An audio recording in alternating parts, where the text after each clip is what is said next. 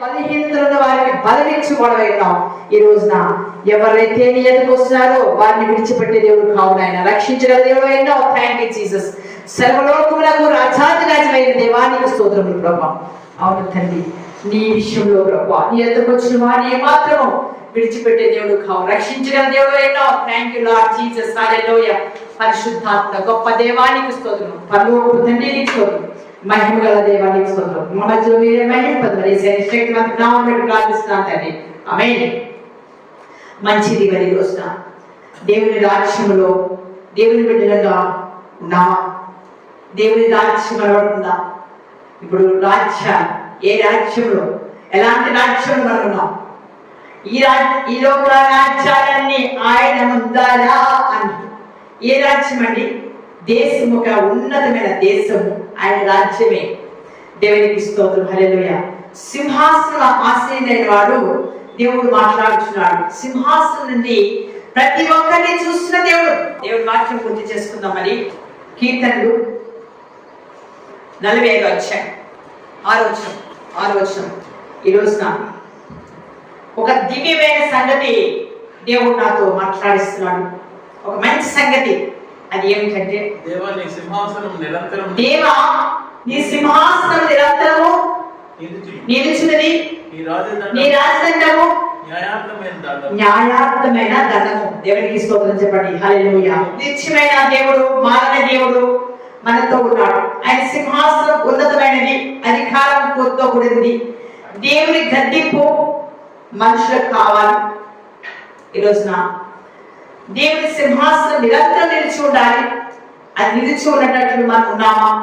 మనతో ఉన్నాడా దేవుడు అని ఎవరికి వారే ఇక్కడ చూడాలి. నాతో ఉంటున్నాడా? నేను ఆయన బిడ్డగా ఉంటున్నానా? ఆయన నాతో ఉండగలుగుతున్నాడా? నేను ఆయన బిడ్డగా నిలిచి ఉన్నానా? సత్యంలో బట్టి వినయంగా ఉన్నవాడిని ఆయన ప్రభావం నింపుతాడు. మీరు ఎంతమంది అయితే ఈ రోజున సత్యమైన బిడ్డగా జీవించాలనుకుంటున్నారో దేవుని సత్యంలో సర్వ స్వతంత్రంలో నడిపిస్తుంది. ప్రభు యొక్క ఖడ్గంలో వాక్యంలో పట్టుకో, సూర్యుడాన్ని కట్టి వారు కట్టుకోను, నీ తేజస్సును నీ ప్రభావం ధరించుకోను అంటే దేవుని వాక్యం ఎవరికి ఉంటుందో వారికి తేజస్సు ఉన్నది. దేవునికి స్తోత్రం. హల్లెలూయా. ఎందుకంటే క్రీస్తు ప్రభావము వారిలో వచ్చినప్పుడు వారికి మంచి మాటలో బాణాలు లాగుతాయి, ఒక మంచి తేజస్సు వారిలో వచ్చి వస్తుంది. అందుకని ప్రభు మహాత్యం కదా, మహారాజు. ఈ ప్రభు ఎలాంటి వాడు చెప్పండి? ప్రభు మహాత్యం గల మహారాజు. దేవునికి స్తోత్రం. హల్లెలూయా. దేవాని సింహాసనం నిరంతరం నిలుచున్నది, ఈ రాజధాని న్యాయార్థమైనది. దేవుని న్యాయం ఎప్పుడు కూడా న్యాయమైనది. అది ఎప్పుడు కూడా వంకర కాదు, అబద్ధం కాదు, అక్రమం కాదు, ఇక మరి ఒకటి ఎక్కి కాదు. దేవుని యొక్క మంచి దివ్య సంగతులను మనం నేర్చుకుంటే మంచిది. హృదయంలో బహుగా సంతోషిస్తాం. హృదయము బాగా ఉప్పొంగాలంటే ముందుగా దేవుని మాటలో స్వతంత్రంలో నీకు కావాలి. పరిశుద్ధాత్మ స్వతంత్రంగా నువ్వు జీవించాలి. దేవా, నేను రాజుల గురించి దేవుని వాక్యం గుర్తు చేస్తుంది కదా, త్వరగా ఆయన మాట వినాలని, ఆయన సన్నిధికి రావాలని, ఆయన సన్నిధిలో అంగలార్పు మొర వింటున్న దేవుడు అనుకున్నాడు. ఈరోజు సత్యంలో కూర్చి స్వతంత్రంలో నడిపించగల దేవుడు, సత్యమైన బిడ్డగా జీవించాలని కోరుకున్న దేవుడు ఈ రోజున 67వ అధ్యాయము 7వ వచనంలో 67 వచనం దేవుడు మీతో మాట్లాడతాడు. దేవుడు మిమ్మల్ని దీవించును, భూమి గంట నివాసులంతా ఆయన యందు భయభక్తులు నిలుపుదురు. దేశమంతా నిలిపే సమయమును అశ్రద్ధ చేయకూడదు. దేవుని ఆశీర్వాదంలో లోకమంతరికి వెళ్ళాలంటే ముందుగా నీ నుంచి దేవుని మాట వెళ్ళాలి. నువ్వు విన్నట్లయితే దేవుని మాట అశ్రద్ధ చేయకుండా నీ నుంచి ఆ వెలుగు వెళ్తుంది, ఆ తేజస్సు వెళ్తుంది. ప్రభు ఆ తేజస్సుని నింపబోతున్నాడు. దేవునికి స్తోత్రం చెప్ప. హల్లెలూయా. 68వ అధ్యాయం కూడా వాక్యం 37వ వచనంలో చూద్దాం. ఐగుప్తులో ప్రధాన వచ్చేది కూషిలో నుండి దేవునితో దేశం చాచుకొని చేతులు చాచుకొని పరిగెత్తుకుని వచ్చారు.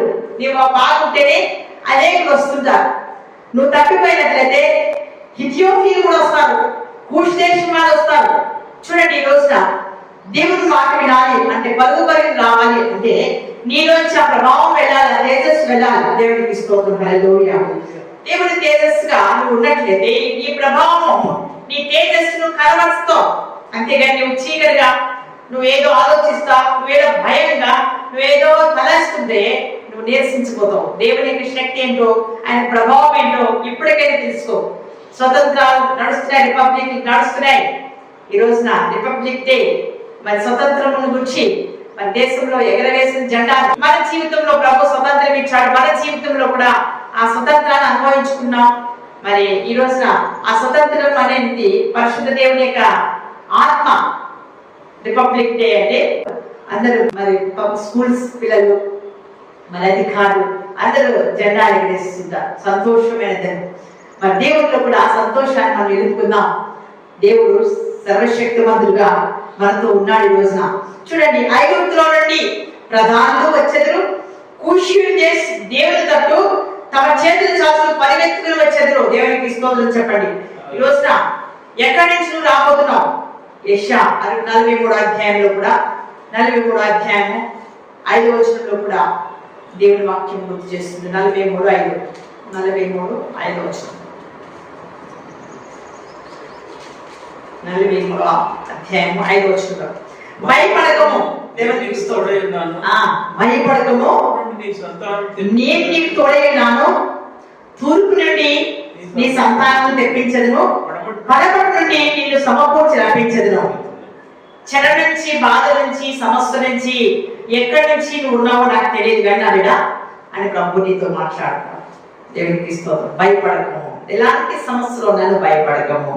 ఎవరితో భయపడకము. నిజమైన దేవుడు గంటకి కారణమైనాడు. దేవుని ద్వారా నీవు గంట పొందుకుంటావు. దేవుని ప్రేమ నీ గంట తెస్తుంది. భయపడకు. దేవునికి స్తోత్రం. దేశంలో చాలా సమయంలో మనం ఎట్లా అయిపోతామంటే, నేను ఉన్నానా లేదా, నాకు ఇది ఎందుకు ఈ బాధ అని ఒకలాంటి తలంపు నీకు వస్తుంటుంది.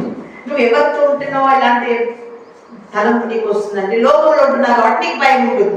కానీ దేవుడు అంటున్నాడు, భయపడకు నాకు మాట, భయపడకు నాకు మాట అని నేను నీకు తోడై ఉన్నాను. తూర్పు నుండి మొదలుని పడమటి వరకును, ఉత్తరం నుంచి దక్షిణ వరకును నేను తీసుకుని రాగలను. దేవునికి స్తోత్రం చెప్పు. హల్లెలూయా. నిజమైన గంట ఎప్పుడు వస్తుంది నీకు? గణనీయంగా మాట్లాడకు. దేవుడి ప్రేమ ఆధారం నీకు. ఈ రోజున ఆయన ప్రేమ లేకపోతే వ్యర్థమే. ఎందరో ప్రేమను పొందుకుంటున్నావు, మంచిది. కానీ ఎవరి ప్రేమ పొందుకోవాలనో దేవుని ప్రేమ పొందుకోవాలి. నిజంగా మనం ఈ జీవితంలో ఉన్నామంటే దేవునికి భయపడేవారు నిజంగా భయపడండి. ఎవరికి భయపడరు? లోకానికి భయపడరు, భయానికి భయపడరు, ఆందోళనకు భయపడరు, ఏమి భయపడరు, సమస్యకు భయపడరు. నేను బాబు ఫోన్ చేసింది, అమ్మా ప్రార్థన చేయాలి, ఏనానా అసలు వాళ్ళు తినడానికి తిండే ఉండేది. అలాంటి ఆ కుమారుడు ఒక స్కూటర్ కొనాలని ఫోన్ చేసి, దేవునికి స్తోత్రం. హల్లెలూయా. ఈ స్థితిని ఎవరిచ్చారు? దేవుడు ఇస్తాడు. అంతే. నిజమైన ఘనత దేవుని ద్వారా జరుగుతుంది. నిజమైన ఘనత దేవుని ప్రేమలో దొరుకుతుంది. భయపడవలదు. దైవ ప్రసన్నత, దేవుని ప్రసన్నతను కలిగినప్పుడు చంద్రుని విడిపించబడతావు, బాధ నుంచి విడుదల పొందుకుంటావు. దేశంలో వాగ్దానం చేసిన వాడు నిన్ను విడిచిపెట్టాడు. నిన్ను సృజించిన వాడి మాత్రం కూడా, నిన్ను నిర్మించిన వాడి మాత్రం కూడా విమోచిస్తారు తప్ప భయం చెందనివ్వదు. దైవ ప్రసన్నత నిలబెట్టబోతుంది. శ్రమలు పడవారికి వాగ్దానం దేవుడు ఇస్తున్నాడు. పరిశుద్ధులకి ఈ రోజు కాపుదల ఉంది.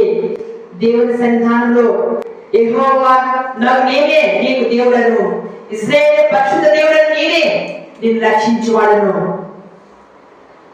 నీ ప్రాణ రక్షణకు క్రయధనముగా కొందరు పెట్టాను. నేను కూడా క్రయధనంగా నా ప్రాణం పెట్టాను అని ఎవరైనా అన్నారా?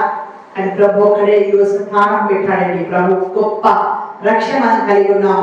దేవుని సన్నిధానంలో ఆయన కృపను బట్టి, ధైర్యాన్ని బట్టి నిలిచి వారికి తప్పక దేవుడు దీవెనలో ఆశీర్వాదాలు వచ్చుగాక ప్రార్థన చేస్తాను. పరిశుద్ధాత్మ దేవా, ఈ సమయంలో ఎందరైతే బిడ్డలు ఇచ్చినారో అశ్రద్ధగా ఉండకుండా బిడ్డలు ధైర్యపరచండి. శ్రద్ధతో వారిని పూర్ణ సౌందర్యంగా సియోనులో ఆశీర్వాదాలు బిడ్డలకు వచ్చుగాక. ధైర్యంగా బిడ్డలు నిలబెట్టండి, బలపరచండి, మహిమ పొందండి. యేసయ్యా, నీ శక్తివంతమైన నామములో ప్రార్థిస్తున్నాను తండ్రి. ఆమేన్.